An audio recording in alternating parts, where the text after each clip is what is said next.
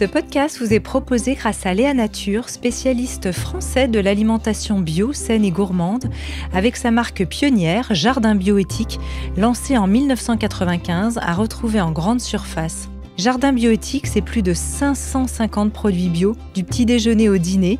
Et depuis son lancement, Jardin Bioéthique n'a eu de cesse de participer au développement de filières bio de qualité, durables et éthiques, et à la relocalisation des approvisionnements et de la fabrication en France.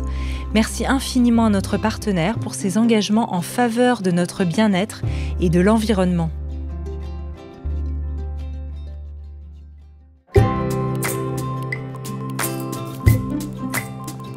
Bienvenue dans la saison 5 de Métamorphose, le podcast qui éveille la conscience. Au fil des semaines, je vous invite à découvrir avec moi des sujets inspirants, portés par des personnalités lumineuses pour cheminer ensemble vers un éveil des consciences. Métamorphose, le podcast qui éveille la conscience. Tous les lundis et jeudis, dès 7h.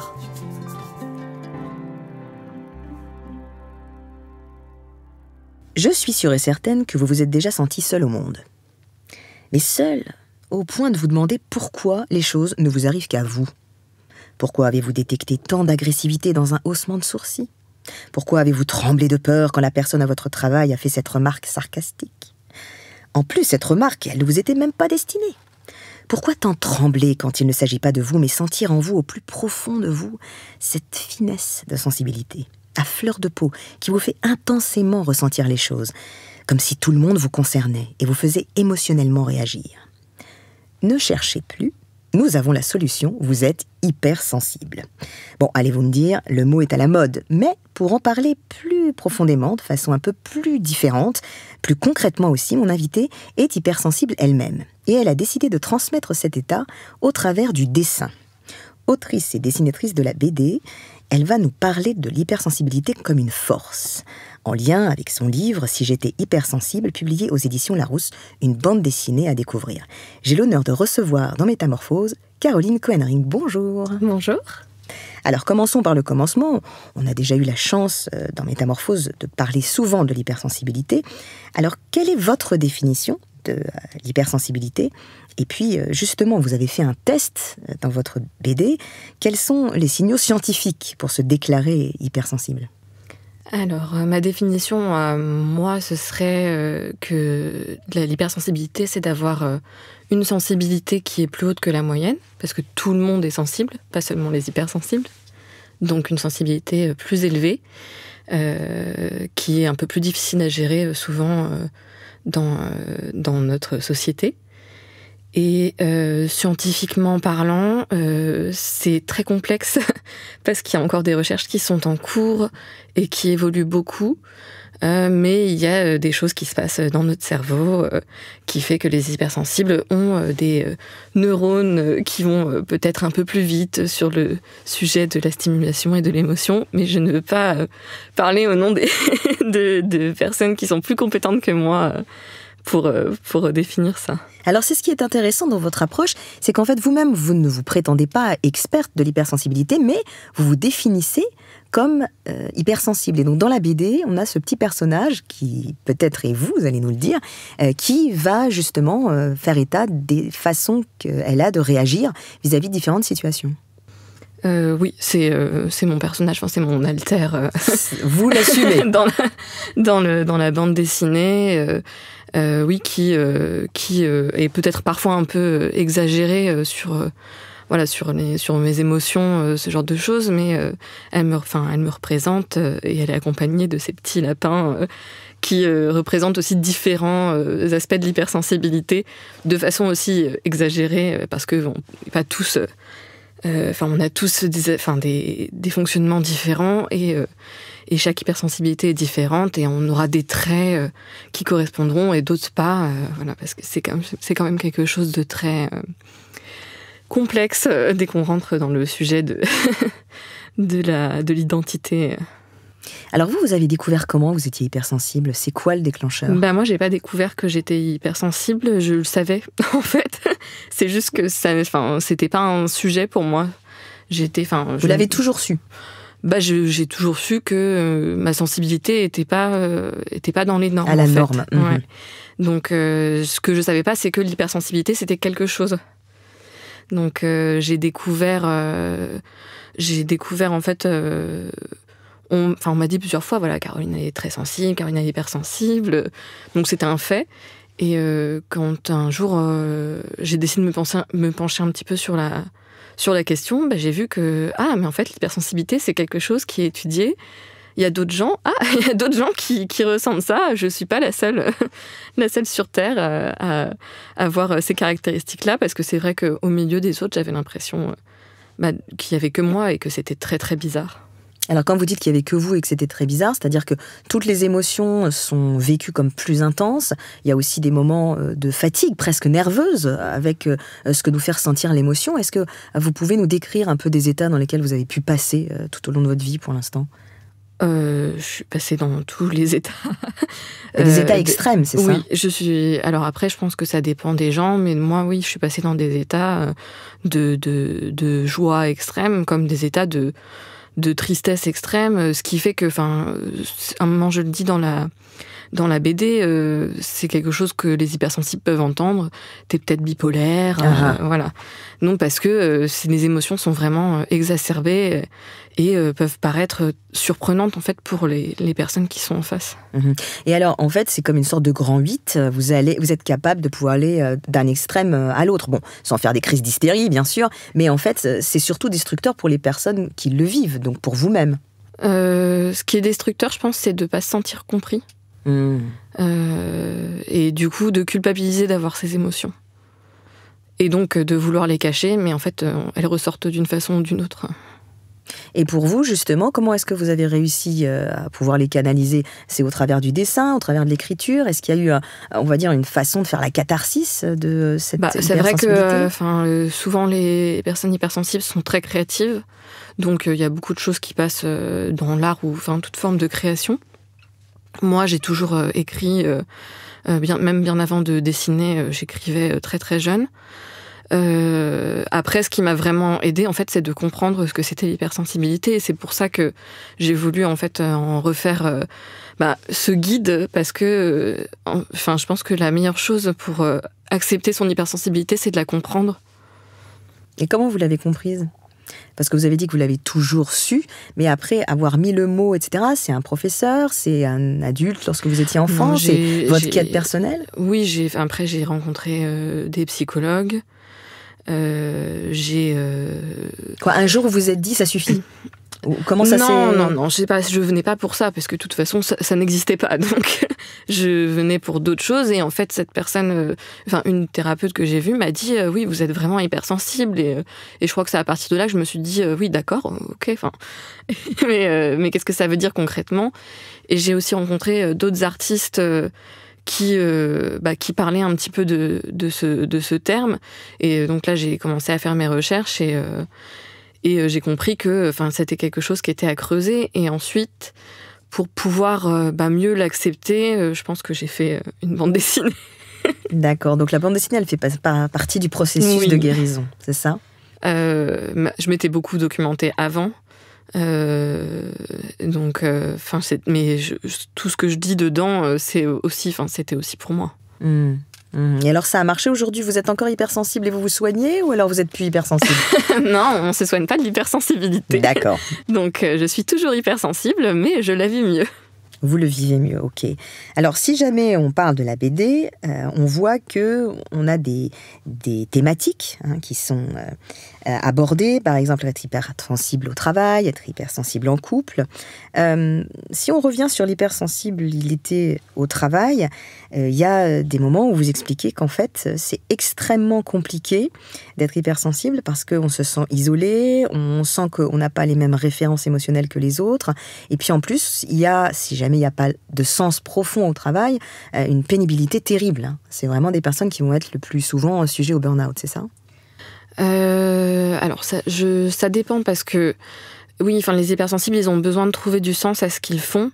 Mais en fait, le sens, c'est peut-être pas forcément, en fait, le métier qu'ils font, mais par exemple ce que ça leur apporte à eux au quotidien. Voilà, moi j'ai mon salaire fixe et en fait ça me permet de donner du sens à ma vie personnelle à côté. Et donc c'est pas forcément le travail qui doit avoir des valeurs. C'est difficile dans le monde du travail aujourd'hui de cocher toutes nos valeurs et de répondre à tous nos besoins, mais en fait c'est ce que le travail va aussi permettre. Et par contre, à partir du moment où le travail c'est quelque chose qui n'a aucune valeur pour nous, aucun intérêt, que l'ambiance est compliquée et que à côté de ça, notre vie personnelle est impactée, là ça va devenir très compliqué, je pense pour tout le monde, mais pour les hypersensibles, ils vont être vraiment à risque de tomber dans des états de burn-out ou de dépression. Alors pour les personnes qui nous écoutent, qui sont hypersensibles, qu'est-ce que vous recommandez vis-à-vis du travail ?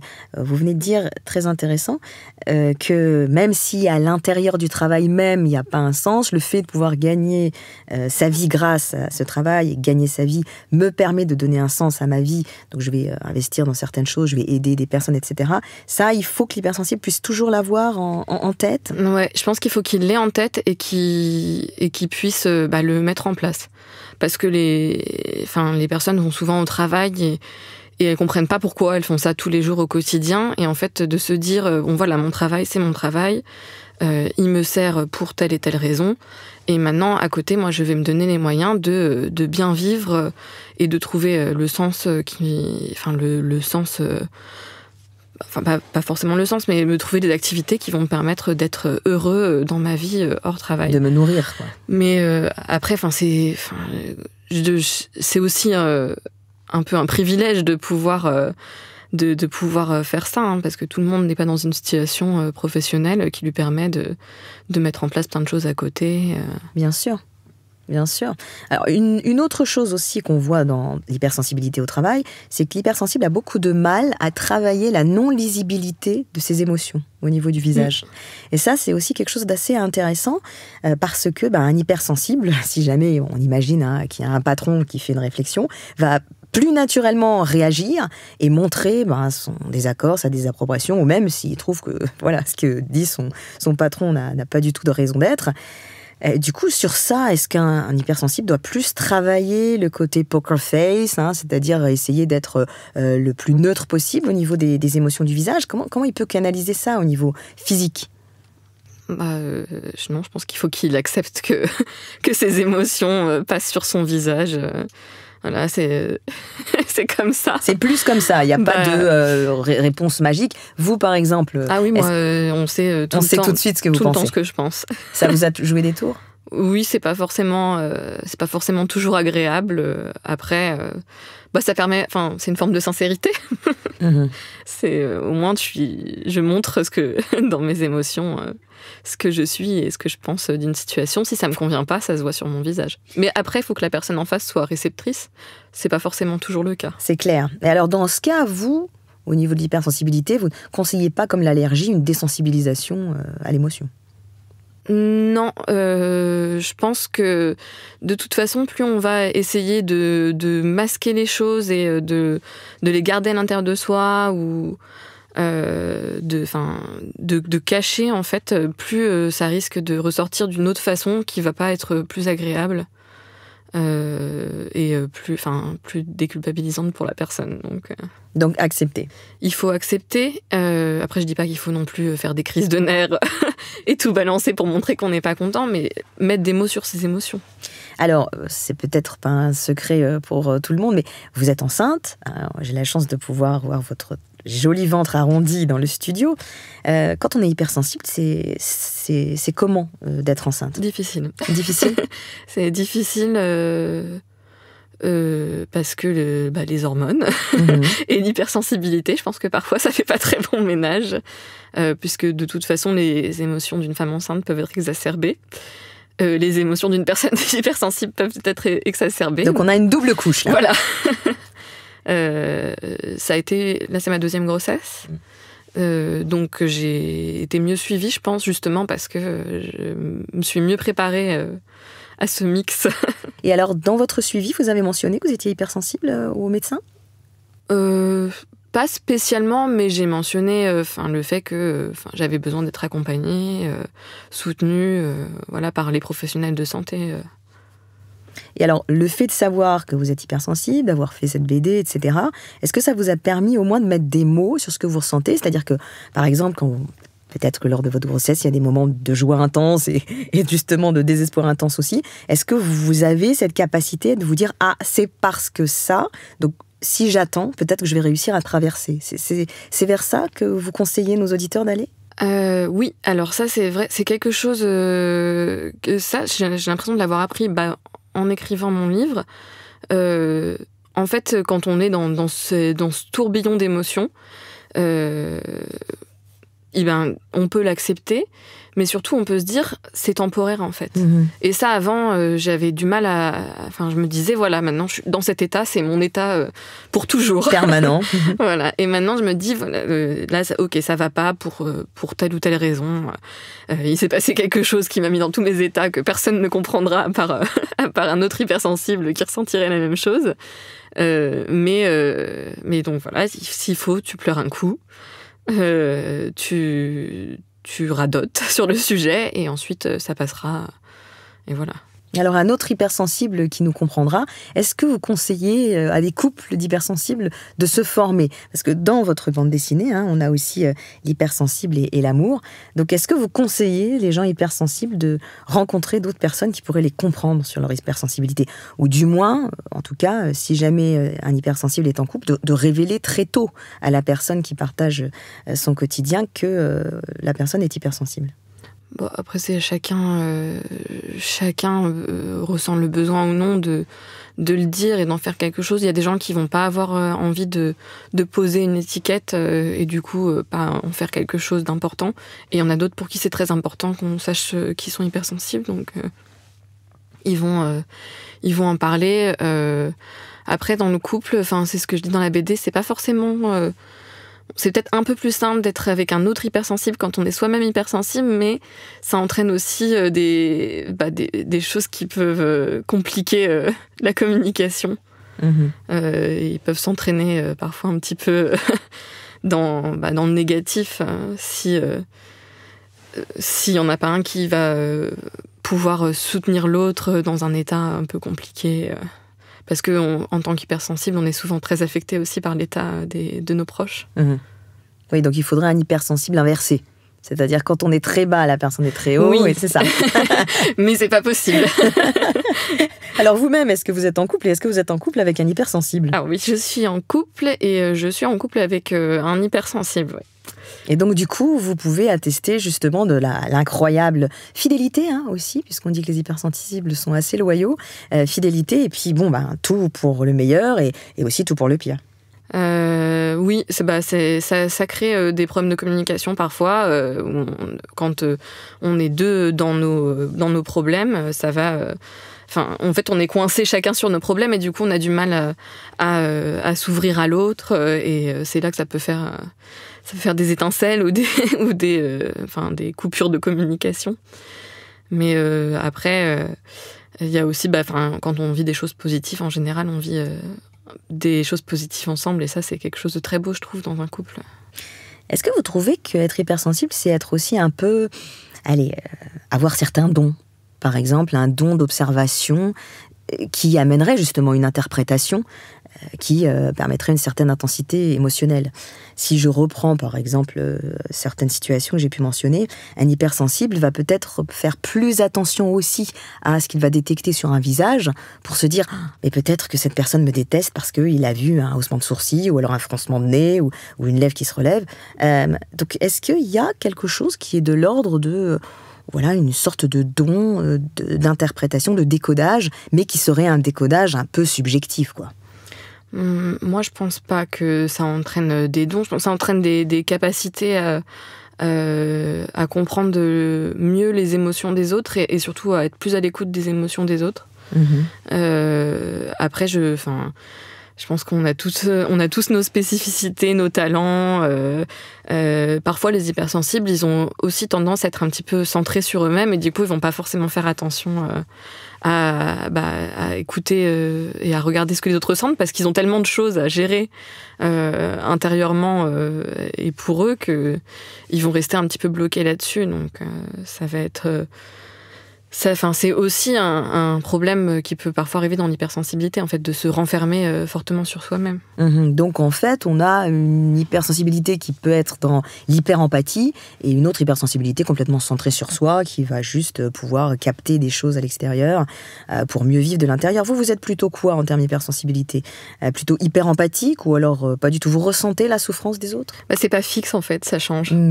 Parfois, je vais être plus dans ma bulle avec le besoin de me centrer sur moi. Et parfois, oui, je vais être très touchée par ce qui se passe autour de moi. Et ça aussi, c'est quelque chose qui peut être vraiment compliqué pour les hypersensibilités avec les actualités. Quand on est bombardé d'informations pas joyeuses, voire même dramatiques, ça peut vite faire tomber les personnes hypersensibles dans l'angoisse. Et du coup, en fait, l'équilibre, c'est de pouvoir trouver un mix entre être trop fermé et trop ouvert. C'est, je pense, là la solution en fait pour vraiment bien vivre son hypersensibilité. Alors quand c'est comme ça, faut faire quoi ? Faut arrêter de regarder les informations ? Il faut se couper des informations qui nous font du mal. Est-ce que justement pour ne pas souffrir de l'hypersensibilité, il faut avoir une discipline de faire vis-à-vis de soi, pour essayer, dès qu'on se sent sur la pente de tomber dans une émotion qui peut être une émotion extrême, fermer le robinet intérieur émotionnel en se disant non, je ne veux pas aller vers là. Ou alors, faut, comme vous l'avez dit tout à l'heure aussi, au niveau de lisibilité, vraiment, faut laisser faire, quoi, se laisser plonger. Laisser faire, oui, mais après, peut-être pas d'une façon qui nous rendrait vraiment mal. Peut-être plutôt, justement, que de sombrer et de se mettre tout seul dans le noir, pleurer sous une couette. On peut trouver d'autres solutions comme faire un dessin, écrire quelque chose, faire une activité qui va nous faire du bien et nous aider à nous ressourcer plutôt que de se morfondre, ce qui risque d'entraîner un cercle vicieux. Alors vous dites que vous avez dessiné très tôt, vous avez écrit aussi très tôt. Est-ce que du coup, ça a été quelque chose qui s'est installé comme une catharsis à toutes les émotions que vous avez ressenties ? À partir de quel âge vous avez commencé le dessin ? Le dessin, j'ai jamais trop arrêté en fait. Je dessinais quand j'étais petite. En fait, j'ai eu des périodes où j'ai arrêté parce que la vie me faisait faire d'autres choses, mais moi, je me rappelle quand j'étais petite et qu'on avait des invités, je leur faisais des dessins. Et j'ai toujours eu un énorme attrait pour le dessin. Après, l'écriture, le fait de vouloir écrire des histoires, ça, c'est arrivé vers 10-11 ans, je pense. Alors, on voit dans votre style de BD, les dessins sont assez simples. Il y a quelque chose d'assez pédagogique, didactique. Vous avez parlé de guide. Et c'est vrai que c'est cette impression qu'on a de votre bande dessinée. Vous avez aussi toute une partie sur avoir un enfant hypersensible. Alors, je ne sais pas si vous avez le cas à la maison, puisque vous dites que c'est votre deuxième grossesse. Est-ce que c'est difficile d'avoir un enfant hypersensible et comment on le gère ? Je pense que ça peut être compliqué d'avoir un enfant hypersensible, surtout quand on ne sait pas du tout ce que c'est l'hypersensibilité. Même si on l'est soi-même, parce que moi je fais le parallèle à ma propre famille où je pense qu'il y a des hypersensibles, mais que pourtant ils n'ont pas du tout compris comment gérer ma propre hypersensibilité. Et du coup, avoir un enfant hypersensible, oui, ça peut être compliqué parce que il faut mettre des choses en place à la maison, ce qui n'est pas forcément le plus difficile, mais surtout ils vont être confrontés à une société qui parfois peut être un peu compliqué pour les hypersensibles. Et c'est là que les parents doivent être vigilants à pouvoir intervenir en cas de besoin. Est-ce que vous avez senti justement beaucoup d'agression extérieure de la part des autres, des remarques comme tu pleures trop, ou alors tu t'emballes, ou des gens en fait qui voulaient calmer systématiquement vos émotions à l'école par exemple, ou même dans votre famille ? Dans ma famille, oui. À l'extérieur, moins, parce qu'en fait, mes émotions, je les gardais vraiment très intérieurement quand j'étais face à du public. Donc j'étais moins explosive finalement à l'extérieur que dans ma famille. Oui. Mais dans ma famille, j'ai eu beaucoup de remarques. Et je me sentais pas comprise du tout. Et ça s'est calmé aujourd'hui ? Oui, parce que je leur ai envoyé mon livre. Non, mais oui, j'ai pu parler beaucoup de l'hypersensibilité, donc ils comprennent mieux. Et puis surtout, après j'ai grandi, donc il y a aussi des choses qui sont plus faciles dans la communication avec sa famille quand on gagne en maturité. Alors dans votre BD, on a le fameux test pour savoir si je suis hypersensible, puis un test pour savoir si votre enfant est hypersensible. Ce serait quoi, les 2-3 indices, les 2-3 signaux pour savoir si un enfant est hypersensible? Oui, c'est pas vraiment un test, parce que oui, c'est plus des indices qui permettent de mettre sur la voie, mais il y avait des pleurs vraiment intenses pour des raisons qui sont pas forcément très logiques en fait pour l'environnement extérieur, un besoin de s'isoler, d'être autonome, et puis des réactions fortes, par exemple à la frustration, à la douleur, ce genre de choses. Mais ça peut se voir un peu plus tard. Je pense que c'est difficile à dire quand même pour les tout petits. Mais en grandissant, il peut y avoir des indices. Oui, ça peut-être vers 5-6 ans. Je sais que vous parlez du choix, par exemple, quand l'enfant a du mal à pouvoir choisir certaines choses. Oui. Les hypersensibles ont un problème de choix. C'est vrai. Et donc oui, ça peut être un indice aussi, si un enfant, on lui propose 2 choses et ça part en réflexion, voire même en pleurs parce qu'il n'arrive pas à choisir. Ça, c'est intéressant parce que ça veut bien dire en fait que cette indécision-là ne vient pas, on va dire, de la bêtise de ne pas savoir prendre sur soi, de décider, mais vraiment d'une façon profonde de vivre l'émotion, peut-être de renoncer quand on a à choisir. Renoncer et surtout peut-être avoir peur de ne pas faire le bon choix et des conséquences que ça aura derrière. En fait, la pensée va partir très loin et si c'est pas le bon choix, qu'est-ce qui va se passer derrière ?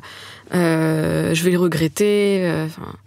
Mais sur des choses qui sont pas forcément... pas des choix de vie en fait. Pas forcément vital. Et c'est ça aussi, être hypersensible, c'est quand on fait un pas, on a peur de quitter le pas qu'on laisse derrière, parce qu'on ne sait pas si justement le pas de devant va dans la bonne direction. Oui, je pense que ça peut être ça. Les hypersensibles, ils sont... Bon, je parle en généralité, mais ils sont précautionneux parce qu'ils ont aussi peur de lâcher prise par rapport à ce qu'ils ont déjà et ce qu'ils connaissent, le confort qu'ils ont et qu'ils peuvent perdre à tout moment. Parce que ça rassure quand même d'avoir sa routine, ça c'est quelque chose de très rassurant pour un hypersensible. Et du coup, pour un enfant, est-ce qu'il faut le rassurer avec certains rituels tous les jours ? Oui, ça peut aider. Ça aide tous les enfants d'ailleurs, mais je pense que pour un enfant hypersensible, ça peut particulièrement aider. Ouais. Est-ce que vous, en tant que maman hypersensible, vous avez dit que c'était votre 2e grossesse, est-ce que c'est comme ça que vous travaillez avec votre enfant, avec votre premier enfant ? Est-ce que votre enfant est hypersensible ? Au début, je pensais que non. Maintenant, je me pose de plus en plus la question de savoir s'il n'est pas hypersensible, mais en tout cas, s'il l'est, pour l'instant, il est tout petit, il la vit mieux que moi. Il va avoir 20 mois. D'accord, tout petit, oui. Mais moi, ce que je veux, c'est que s'il est hypersensible, en fait, ce soit quelque chose pas de négatif pour lui. Que ce soit un trait de caractère qui soit, si ce n'est positif, en tout cas, un trait de caractère qui soit accepté et qui ne lui fasse pas de mal. Alors, comment on fait ça, justement ? Comment on transforme cette hypersensibilité en force ? Alors, il y a 2 possibilités. Je dirais que les enfants hypersensibles qui grandissent dans une structure qui va les rassurer et qui va porter leur hypersensibilité vers le haut et comme quelque chose de positif, utilisé comme moteur, ils vont grandir en vivant plutôt bien leur hypersensibilité et ils n'auront pas de problème en fait une fois ados ou adultes. C'est plus compliqué quand toute notre enfance, en fait, l'hypersensibilité, ça a été ça a été vu comme quelque chose de négatif pour tout notre entourage, et qu'on arrive à l'âge adulte, il faut tout reprendre à zéro, mais là c'est un vrai travail presque thérapeutique en fait. Et alors réussir finalement à avoir le Graal, hein, c'est-à-dire avoir une conscience de l'instantanéité, du moment d'intensité qu'on vit, est-ce que c'est vers ça qu'il faut tendre ? Pour relativiser tout le temps, en se disant je vais pas bien, mais c'est qu'un instant, ça va, je vais traverser. Ouais, je pense il y a quand même des choses qui sont à réparer, quoi qu'il arrive. Donc ça peut être avec de l'aide, ou ça peut être aussi avec nos propres ressources qui vont nous permettre d'avancer. Mais accepter ses émotions, c'est une chose, et ensuite réparer ce qui nous a blessés dans le passé, c'est une autre forme de travail. Alors ce guide que vous nous offrez sous la forme de bande dessinée, il a pour but de mettre, on va dire, des situations claires sous les yeux de tous, savoir mettre le mot hypersensibilité sur des situations que vous réussissez bien à cataloguer. Est-ce que c'est aussi une possibilité de donner des pistes de guérison ? Il n'a pas but à guérir qui que ce soit, ou à faire le travail d'un professionnel, mais par contre, ce que je voulais vraiment, c'était de montrer que on pouvait faire des choses en fait pour être heureux. Et d'ailleurs, c'est quelque chose que j'ai beaucoup remarqué en échangeant avec des personnes hypersensibles, c'est nous qui pouvons faire des choses pour notre propre bonheur. Personne ne va jamais venir voir quelqu'un qui est malheureux et lui dire voilà comment tu vas faire maintenant pour être heureux. Il faut prendre conscience de ce qui va pas, et il faut pouvoir vouloir avancer. Et ça, je voulais essayer de le faire passer beaucoup dans le livre. De dire voilà, là vous avez des clés en fait pour avancer. La première, c'est de se comprendre. Et ensuite, après, c'est la plus difficile, c'est de trouver comment faire pour aller mieux, mais ça doit venir de chacun de nous, en fait. Donc c'est un vrai travail d'acceptation, de volonté de gestion personnelle. C'est du développement, c'est du développement personnel. De la discipline aussi. Un très grand merci, Caroline Cohen-Ring, d'être venue dans Métamorphose pour nous parler justement de cette force que peut être l'hypersensibilité. Je rappelle le titre de votre BD, Si j'étais hypersensible, publié aux éditions Larousse. Merci à vous et à très bientôt dans Métamorphose. Merci beaucoup. Si vous avez aimé ce podcast, n'hésitez pas à lui donner 5 étoiles sur Apple Podcast, et surtout abonnez-vous pour ne manquer aucun épisode. Découvrez mes invités en avant-première sur Instagram à l'adresse Métamorphose Podcast, et abonnez-vous aussi gratuitement dès maintenant à la newsletter Métamorphose pour être au courant de nos conférences, ateliers et de nos dernières actualités. Pour ça, rendez-vous sur notre nouveau site www.métamorphosepodcast.com. Métamorphose, le podcast qui éveille la conscience. Par Anne Guéquière, tous les lundis et jeudis, dès 7h.